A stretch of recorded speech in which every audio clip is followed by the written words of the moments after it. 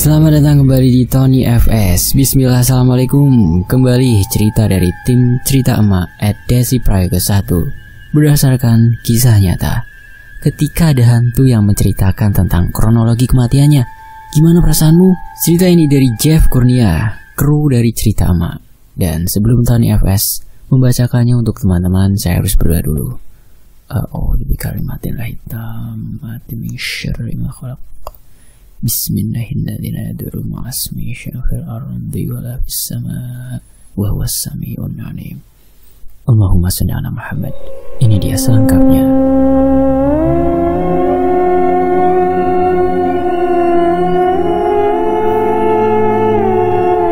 Jadi pas kemarin Jumat kita dapat email masuk.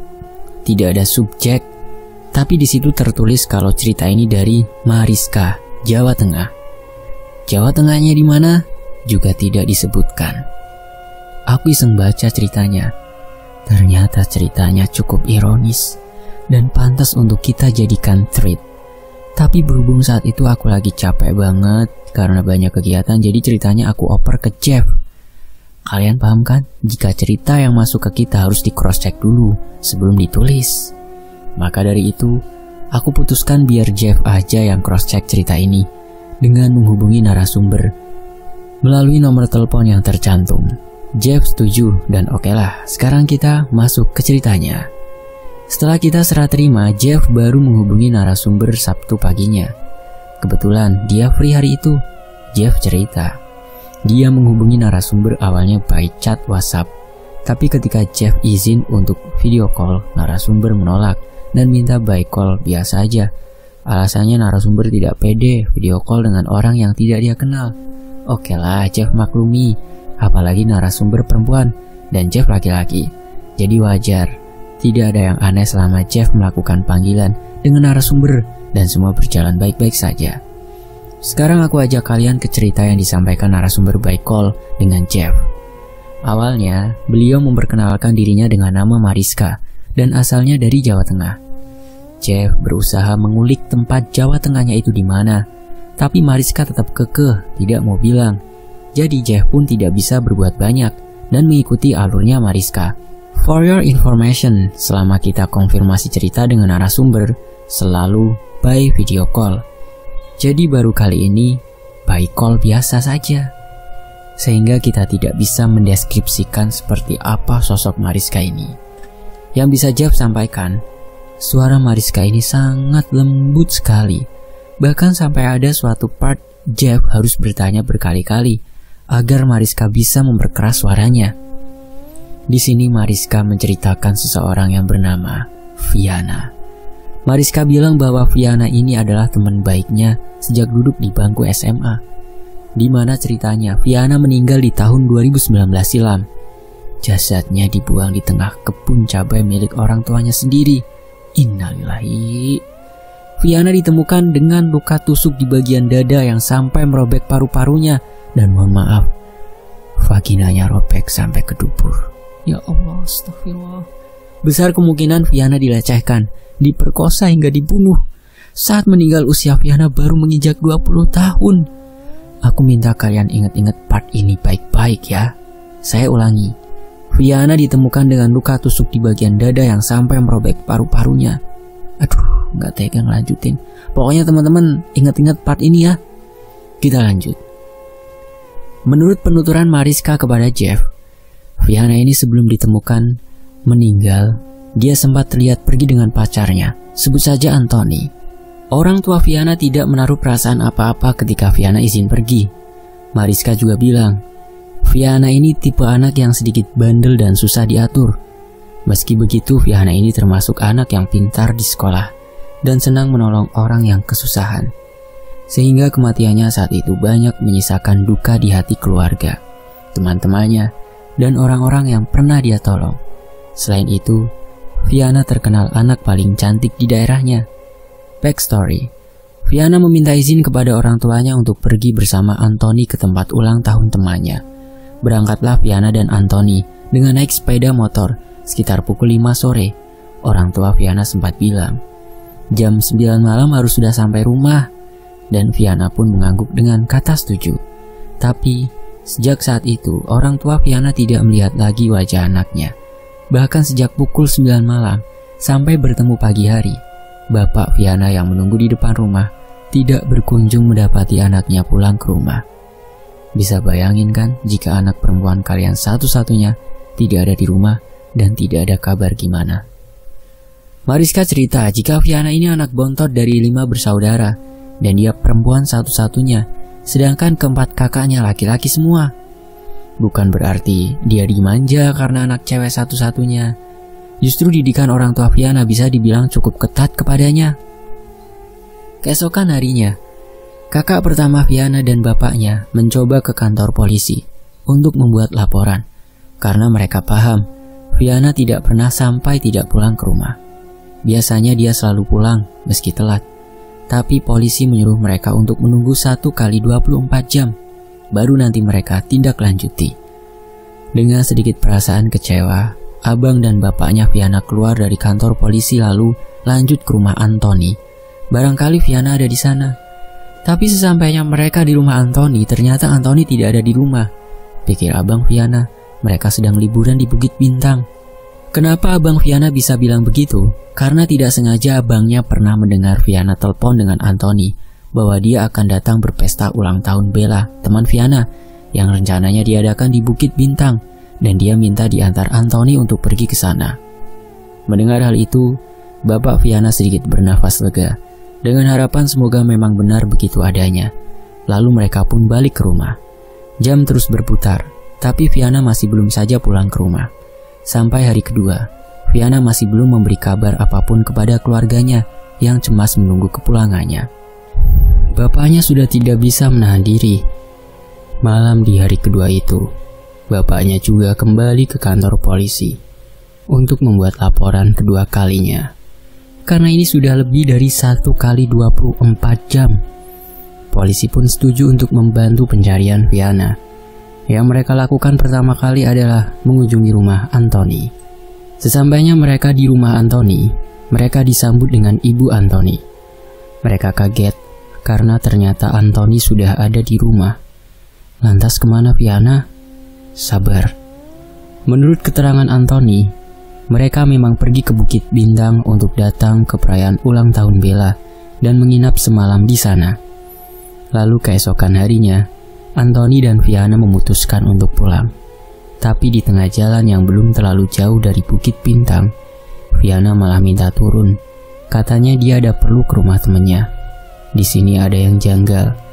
Saat polisi minta ditunjukkan di mana lokasi Viana minta turun, Anthony mengelak dengan alasan dia tidak tahu pastinya di mana karena dia lupa. Polisi seperti menaruh sedikit curiga dengan Anthony. Lalu penyelidikan berlanjut ke tempat acara ulang tahun Bella, yaitu Bukit Bintang. Tapi, penyelidikan ke tempat kedua dilakukan besok harinya, karena hari sudah mulai malam. Sedangkan di rumah Viana, ibunya terus-menerus menangis sambil berdoa agar Viana cepat pulang ke rumah. Singkat cerita, pagi ini adalah hari ketiga dengan agenda penyelidikan ke tempat acara ulang tahun Bella. Berangkatlah bapak, abang Viana, dan beberapa polisi ke Bukit Bintang.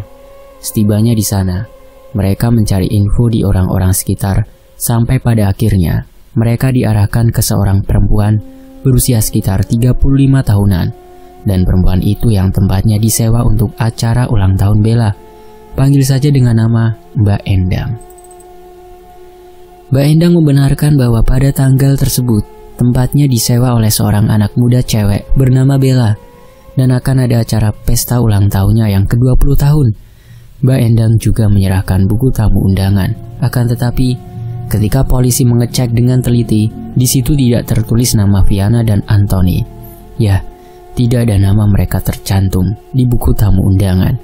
Padahal buku itu wajib diisi oleh para tamu sebelum masuk ke area pesta, karena kadonya memang harus ditaruh di luar setelah mengisi buku tamu. Bapak Viana seakan mengingat sesuatu yang ganjil pada putrinya.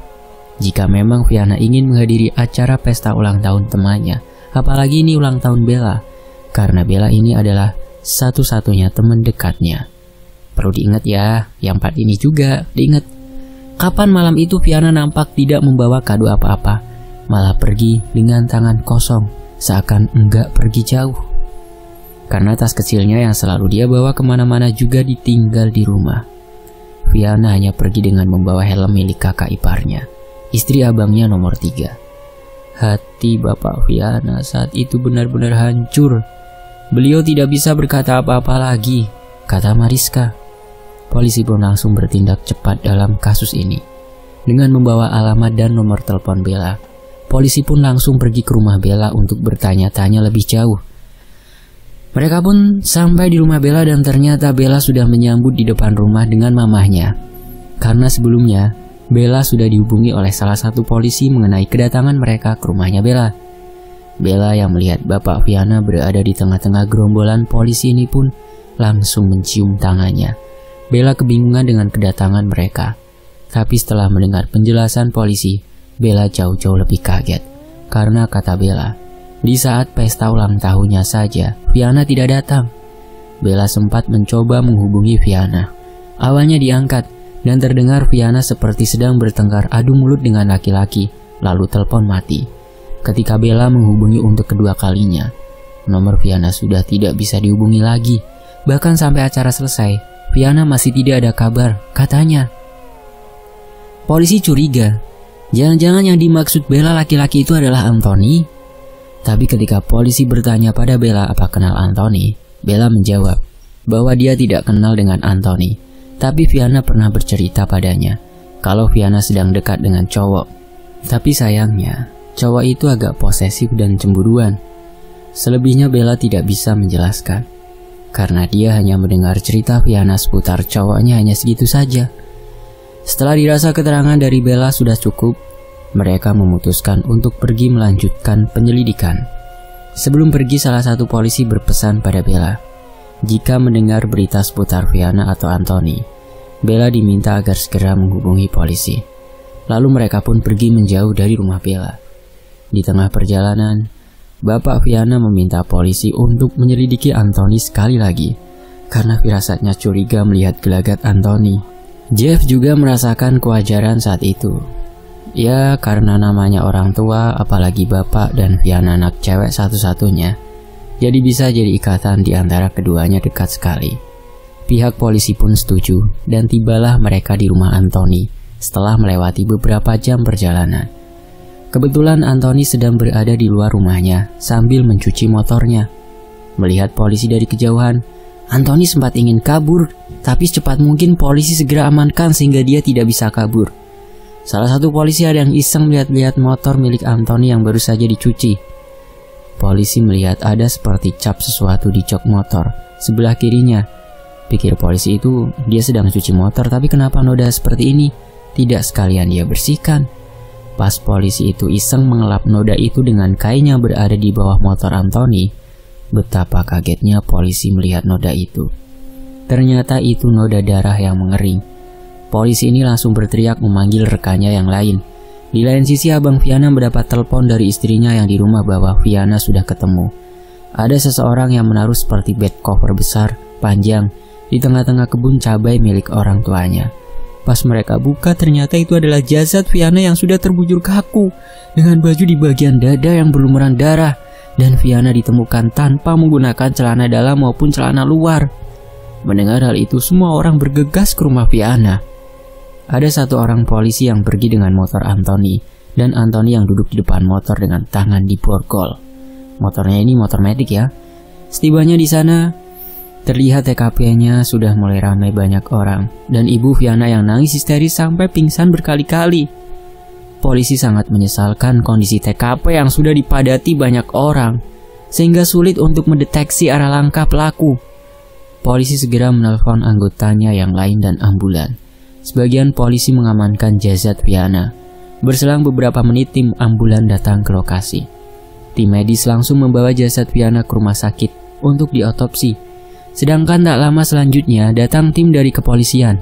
Tanpa menunggu lama, mereka langsung memasang garis polisi di sekitar tempat kejadian. Sebagian menanyakan kesaksian keluarga dan warga sekitar. Justru, warga sekitar tahunya jika di tempat itu ada mayat setelah mendengar teriakan seorang laki-laki berkulit gelap, dan yang pastinya bukan warga sekitar. Jadi tidak ada satupun warga yang mengenali laki-laki itu. Barulah mereka datang ke lokasi untuk memastikan benar tidaknya dan laki-laki itu pergi menghilang. Sebagian warga yang sempat bertemu dengan laki-laki itu dianjurkan datang ke kantor polisi untuk memberi kesaksian karena kemungkinan itu satu dari segerombol pelaku.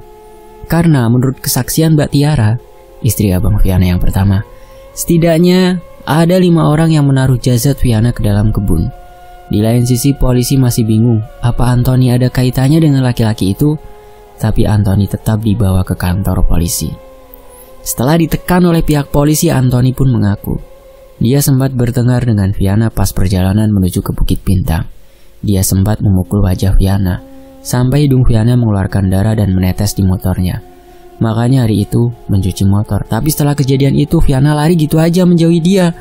Anthony bukannya mengejar malah balik pulang ke rumah.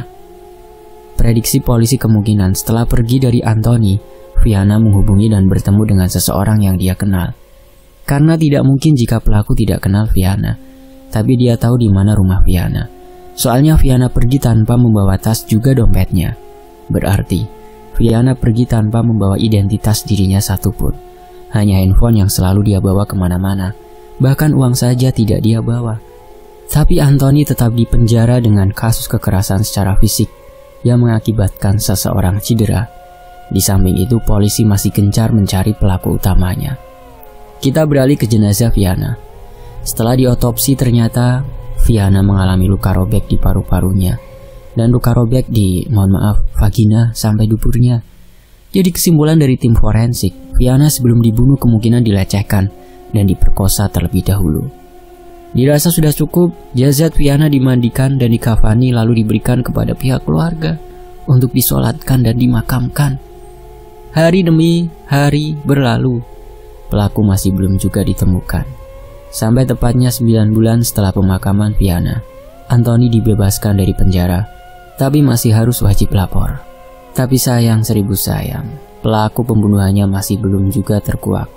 Dan sangat disayangkan, polisi juga menutup kasus pembunuhan Viana di tanggal 17 Juli tahun 2020. Kasusnya dianggap telah selesai, meski pembunuhnya masih belum terkuak. Tiba-tiba ada yang aneh dengan Mariska saat bercerita di bagian ini. Dia tiba-tiba menangis sangat kencang, seperti ada sesuatu yang menyakitkan hatinya. Jeff coba bertanya berkali-kali dia kenapa, tapi Mariska cuma menjawab, sebenarnya Anthony pelakunya, dia jahat, orang paling jahat yang pernah saya kenal mas. Jeff langsung bingung dong sama Mariska. Kenapa Mariska begitu yakin bisa bicara seperti itu seakan dia seperti korbannya? Ditambah lagi pernyataan Mariska yang seperti ini, orang hanya melihatnya seperti itu, padahal pembunuhnya adalah Anthony. Dia pukul aku mas, kena hidungku. Lalu dia pukul lagi kena pipiku dan yang terakhir, dia pukul aku lagi, kena mulutku sampai aku gak kuat mas. Dan mulutku mengeluarkan darah lalu aku gak sadar. Bangun-bangun aku udah di tempat seperti gudang lama. Di situ aku melihat Anthony dan 5 teman lainnya. Aku pingin teriak tapi mulutku disumpal. Dan tangan juga kakiku diikat. Aku gak bisa berbuat apa-apa mas. Saat itu aku cuma bisa pasrah. Sampai mereka menjadikanku giliran mas. Mereka melecehkan aku dan memperkosa aku sampai celanaku robek. Di situ hatiku hancur mas. Cuma perkara aku tidak sengaja disapa mantanku saat perjalanan ke ulang tahun Bella. Pas posisi aku lagi sama Anthony. Hanya sebatas menyapa, tapi pikirannya sudah berlebihan ke aku sampai dia melakukan hal setega ini. Salahku apa mas? Yang paling menyakitkan saat dia dengan tertawa mulai membunuhku secara kejam. Sadisnya lagi setelah melihat aku sudah meninggal, dia dan kelima temannya malah mabuk di depan mayatku. Seakan mereka bangga karena sudah bisa memerkosa dan membunuhku. Apalagi Anthony, sangat terlihat jelas dia bangga setengah mati. Setelah itu jasadku dibungkus bed cover. Lalu aku diantar pulang ke rumahku tapi dengan kondisi seperti ini. Di kejauhan aku melihat hati keluargaku hancur mas. Aku merasakan ada kekecewaan teramat dalam di hati keluargaku, tapi aku tidak bisa memeluk dan menenangkan mereka. Salahku apa mas? Kalian enggak sih apa yang dia bilang? Kata aku, ya. Itu yang membuat Jeff kaget bukan main. Maksud dari kata aku itu apa? Tapi Jeff gak berani tanya.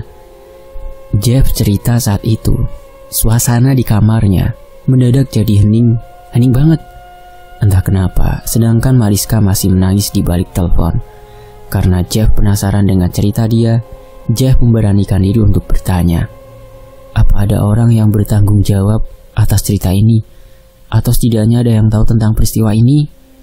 Lalu Mariska menjawab, yang bertanggung jawab atas cerita ini dia sendiri.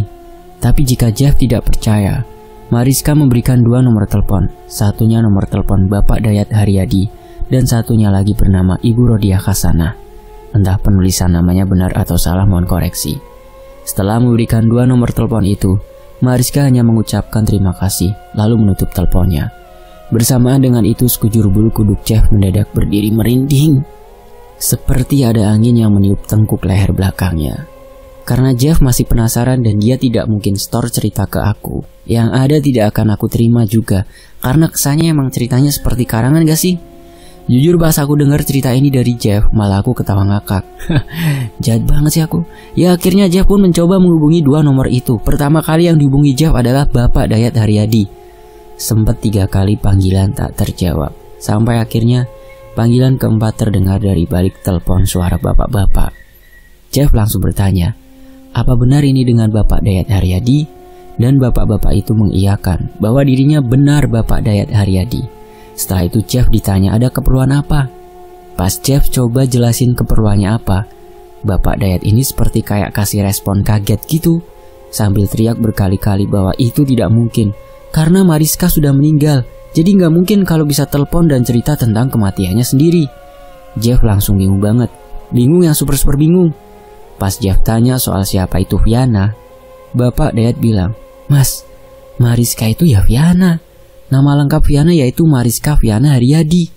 Jadi ketika Mas bercerita seperti ini, saya jadi ragu dan gak percaya kalau anak saya yang meninggal di bulan November 2019 bisa menghubungi Mas.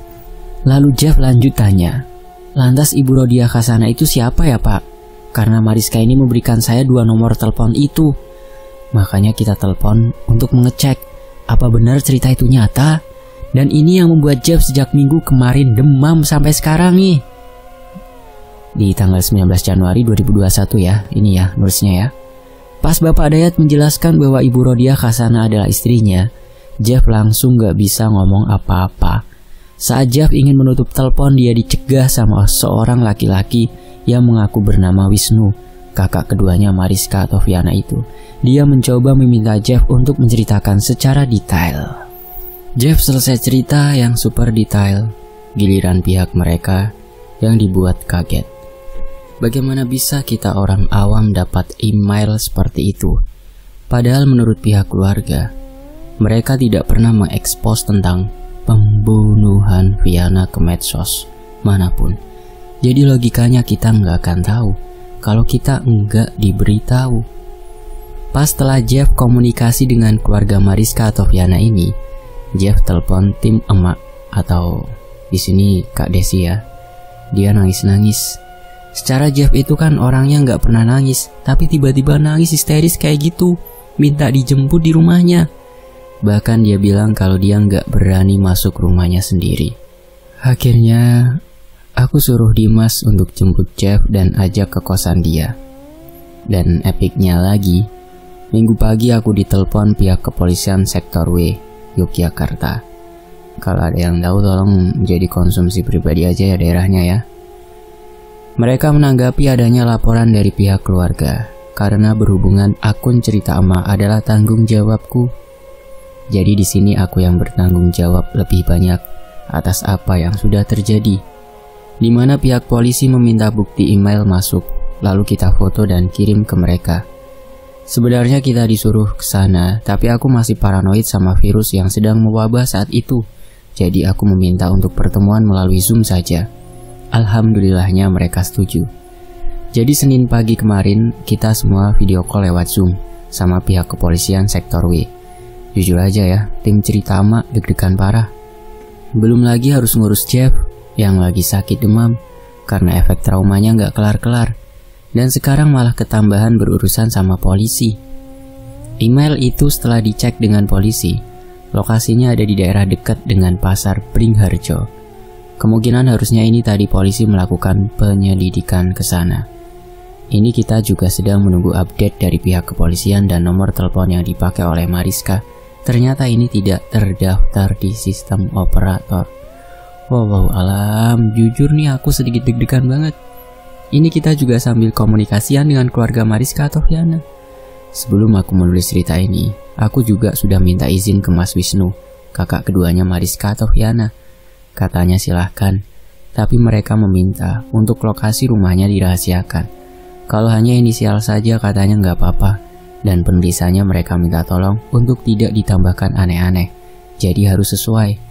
Makanya nih, tim cerita emak menulisnya juga sesuai apa yang disampaikan Jeff ketika itu.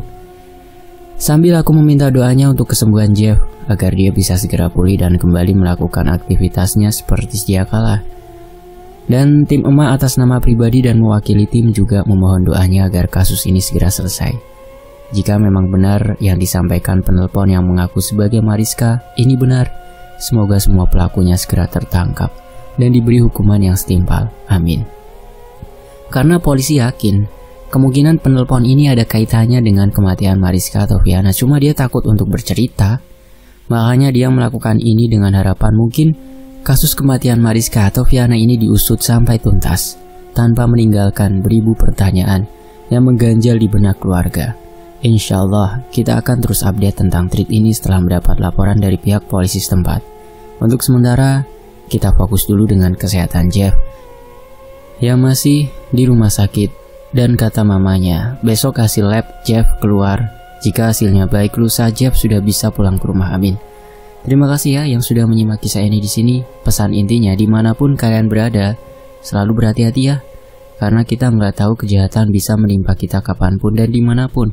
Bahkan kadang orang terdekat kita yang biasa kita anggap dapat melindungi kita dan kita percaya padanya saja, kadang masih bisa mengecewakan, bahkan menjadi orang yang punya potensi besar untuk menyakiti kita. Sekali lagi terima kasih banyak ya sudah menyimak kisah ini. Dan Tony FS pamit. Wassalamualaikum warahmatullahi wabarakatuh. Alhamdulillah. Sampai jumpa di kisah lain.